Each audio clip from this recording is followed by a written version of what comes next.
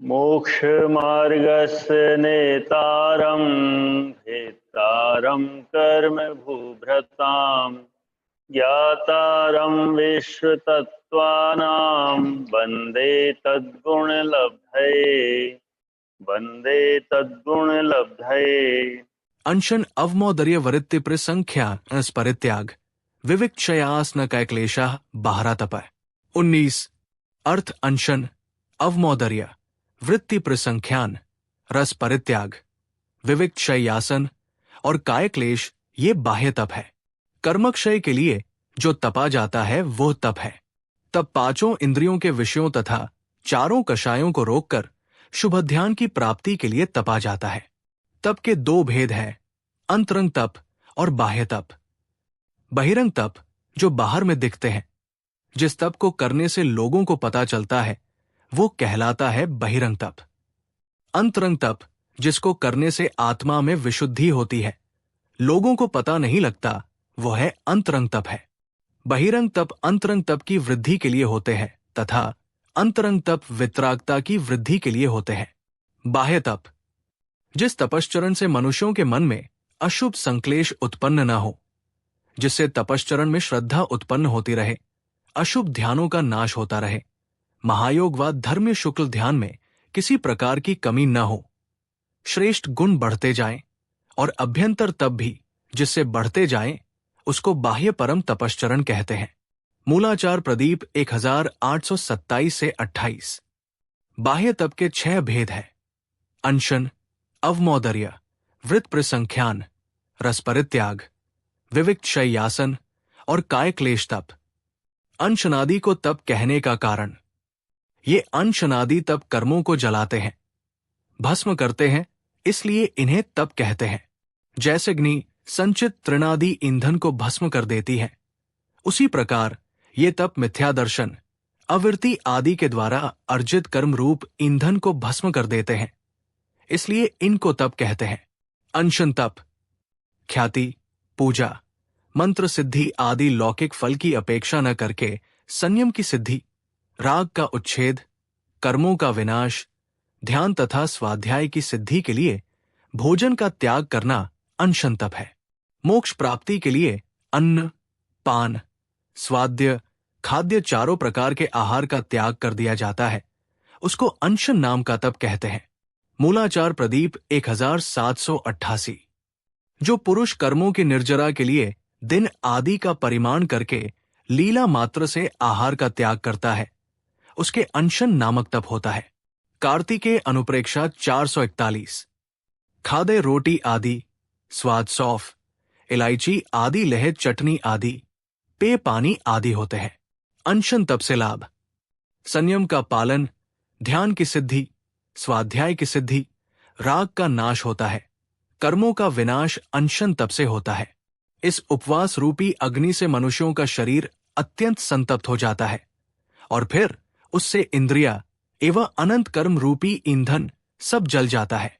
इस उपवास के फल से सज्जनों को तीनों लोकों की लक्ष्मी प्राप्त हो जाती है, स्वर्ग की लक्ष्मी प्राप्त हो जाती है और श्रेष्ठ कल्याण करने वाली मुक्ति स्त्री सामने आकर खड़ी हो जाती है। मूलाचार प्रदीप 1798 से 99।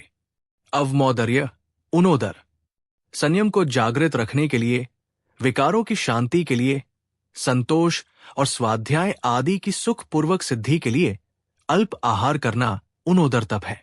ऊन कम, उदर पेट, पेट से कम भोजन करना उनोदर तप है। जो जिसका प्राकृतिक आहार है, उससे न्यून आहार की प्रतिज्ञा करना अवमोदर्य तप है। जिस व्रत में अपने आहार से 1-2 आदि ग्रास कम कम आहार किया जाता है, वो अवमोदर्य तप है। आचार सार 6/9। अपने आहार में से 1 ग्रास कम करना, 2-3 ग्रास कम करना, इस प्रकार से जब तक 1 ग्रास न हो जाए तब तक कम करते जाना, अथवा एक सिक्त भात का कण मात्र रह जाए तब तक कम करते जाना, ये अवमोदर्य तप है। मूलाचार 350 आचार वृत्ति। पुरुष और स्त्री का आहार। पुरुषों का स्वाभाविक आहार 32 ग्रास होता है और स्त्री का स्वाभाविक आहार 28 ग्रास होता है। 1000 चावल का 1 ग्रास होता है। 32 ग्रास में मनुष्य का तथा 28 ग्रास में स्त्री का पेट भर जाता है। भगवती आराधना 213। अवमोदर्य तप करने से लाभ। अवमोदर्य तप के करने से इंद्रियां शांत रहती है, आवश्यक क्रियाओं में हानि नहीं होती, स्वाध्याय ध्यान वगैरह में आलस्य नहीं सताता, वात पित्त और कफ शांत रहते हैं तथा निद्रा पर विजय प्राप्त होती है। आसन स्थिर होता है, किसी प्रकार की ग्लानि नहीं होती, शास्त्र ज्ञान की वृद्धि होती है, ध्यान की वृद्धि होती है और भोजन न करने से जो परिश्रम होता है वो भी नहीं होता है। मूलाचार प्रदीप 1805 से 6। संयम को जागृत होता है, विकारों की शांति होती है, संतोष और स्वाध्याय आदि भी सुखपूर्वक सिद्धि होते हैं, इंद्रियों भी स्वेच्छाचारी नहीं होती है। व्रत परिसंख्यान। जब मुनि भिक्षा के लिए निकले तो घरों का नियम करना कि मैं आहार के लिए इतने घर जाऊंगा अथवा अमुक रीति से आहार मिलेगा तो लूंगा आदि इसे वृत्ति परिसंख्यान तप कहते हैं। कठिनता से आहार प्राप्त होने के लिए प्रतिज्ञा कर लेना अथवा इस प्रकार पड़गाहन होगा तो आहार लूंगा नहीं तो नहीं, इस प्रकार की प्रतिज्ञा कर लेना वृत्ति परिसंख्यान तप है। मूलाचार प्रदीप 1808। मैं चौराहे पर आहार मिलेगा तो लूंगा इस मार्ग में, वहां इस गली में आहार मिलेगा तो आहार लूंगा। एक पहले ही घर में आहार मिलेगा तो लूंगा अथवा दाता ऐसा होगा, उसके पात्र व भोजन पात्र ऐसे होंगे तो आहार लूंगा, नहीं तो नहीं लूंगा, इस प्रकार वृत्ति परिसंख्यान करना चाहिए। मूलाचार प्रदीप 1807। वृत्ति परिसंख्यान तप करने से लाभ। आशाओं पर निवृत्ति होती है, परम संतोष की प्राप्ति होती है। वृत्ति परिसंख्यान तप करने से योगियों में धीर वीरता उत्पन्न होती है, आशा और अंतराय कर्म नष्ट होते हैं तथा लोलुपता नष्ट होती है। मूलाचार प्रदीप 1809। अन्य जनों को दुष्कर ऐसे इस वृत्ति परिसंख्यान तप को करने वाले साधु द्वारा विचित्र संकल्प रूप पत्तों वाली तृष्णा रूपी लता काट दी जाती है। मरण कंडिका 227। रस परित्याग तप। इंद्रियों के दमन के लिए, निद्रा पर विजय पाने के लिए तथा सुखपूर्वक स्वाध्याय करने के लिए घी, दूध, दही, तेल, मीठा और नमक का यथायोग्य त्याग करना रस परित्याग तप है। थाली सामने आने पर रस का त्याग कर देना रस परित्याग तप है। दूध, दही, घी, तेल, गुड़ और नमक तथा घृत पूर्ण, अपूप, लड्डू आदि का जो त्याग करना है, इनमें एक एक का या सभी का छोड़ना तथा तिक्त, कटुक, कषायले, खट्टे और मीठे इन रसों का त्याग करना रस परित्याग तप है।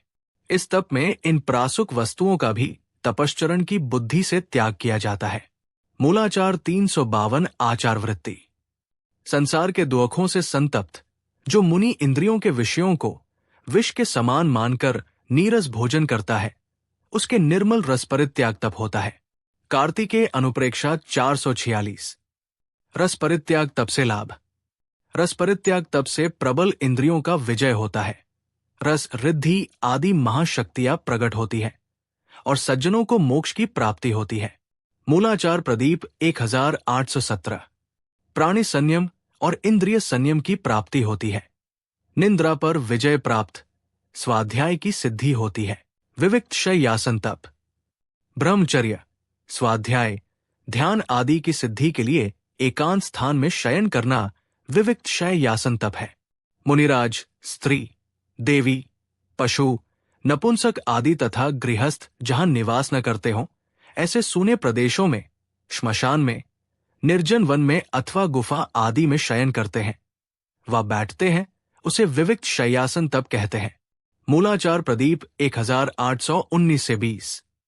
जो मुनि राग और द्वेष उत्पन्न करने वाले आसन, शय्या आदि का परित्याग करता है, अपने आत्म स्वरूप में रमता है और इंद्रियों के विषयों से विरक्त रहता है, उसके विविक्त शय्यासन तप होता है। विविक्त शय्यासन तप करने से लाभ। इस विविक्त शय्यासन तप से ध्यान और अध्ययन निर्विघ्न रीति से होते हैं तथा रागद्वेष आदि कषायों का सर्वथा नाश हो जाता है। इसके सिवाय इस तपश्चरण से समता आदि अनेक महागुण प्रकट हो जाते हैं। मूलाचार प्रदीप 1821 से 22। मन वचन काय की अशुभ प्रवृत्तियां रुकती है, स्वाध्याय और ध्यान की प्रसिद्धि होती है। बाधा रहित ब्रह्मचर्य की सिद्धि होती है। काय क्लेश तप कष्ट सहने के अभ्यास के लिए, आराम करने की भावना को दूर करने के लिए और धर्म की प्रभावना के लिए ग्रीष्म ऋतु में वृक्ष के नीचे ध्यान लगाना, शीत ऋतु में खुले हुए मैदान में आसन लगाना आदि कायक्लेश तप है। उपवास आदि करने से शरीर को जानबूझकर कठिन तपस्या की अग्नि में झोंकना कायक्लेश कहलाता है। मुनिराज मन की शुद्धता के साथ कायोत्सर्ग धारण कर एक करवट सोकर, वज्रासनादि कठिन आसन लगाकर व वर्षा, ग्रीष्म आदि तीनों ऋतुओं में होने वाले उत्कृष्ट आतापनादि योग धारण कर जो कायक्लेश सहन करते हैं उसको कायक्लेश तप कहते हैं। मूलाचार प्रदीप 1823 से 24। खड़े होना, कायोत्सर्ग करना, सोना, बैठना और अनेक विधि नियम ग्रहण करना, आगमानुकूल कष्ट सहन करना, ये कायक्लेश तप है। मूलाचार 356। कायक्लेश तप से लाभ। सम्यक दर्शन सहित किया गया ये तप अंतरंग बल की वृद्धि, कर्मों की अनंती निर्जरा व मोक्ष का साक्षात कारण है। कायक्लेश तप करने से विद्वानों को बल वृद्धि आदि अनेक महारिद्धियां प्राप्त होती है। तीनों लोकों में उत्पन्न होने वाला सुख प्राप्त होता है और कामेंद्रिय का विजय होता है। मूलाचार प्रदीप 1825 से 26। कायक्लेश तप करने से अकस्मात शारीरिक कष्ट आने पर सहनशीलता बनी रहती है, विषय सुखों में आसक्ति नहीं होती है तथा धर्म की प्रभावना होती है। राजवार्तिक 14। बाह्य तपों में सबसे श्रेष्ठ तप। वास्तव में गंधर्व देव ने शरीर के निग्रह करने अर्थात कायक्लेश करने को ही उत्कृष्ट और कठिन तप कहा है, क्योंकि इसमें कुछ भी संदेह नहीं है कि शरीर का निग्रह होने से चक्षु आदि सभी इंद्रियों का निग्रह हो जाता है और इंद्रियों का निग्रह होने से मन का निरोध हो जाता है, अर्थात संकल्प विकल्प दूर होकर चित्त स्थिर हो जाता है। मन का निरोध हो जाना ही उत्कृष्ट ध्यान कहलाता है तथा यह ध्यान ही कर्मों के क्षय हो जाने का साधन है। कर्मों का क्षय हो जाने से अत्यंत सुख की प्राप्ति होती है, इसलिए शरीर को कृश करना चाहिए। महापुराण 20:178-80। परिशः और कायक्लेश में अंतर। कायक्लेश स्वयं किया जाता है और परिशः अचानक आ जाते हैं। सर्वार्थ सिद्धि 856। तत्वार्थ सूत्र अध्याय 9 सूत्र 19 से बाह्य तप के भेद की व्याख्या पूरी हुई। जिन वाणी माता की जय।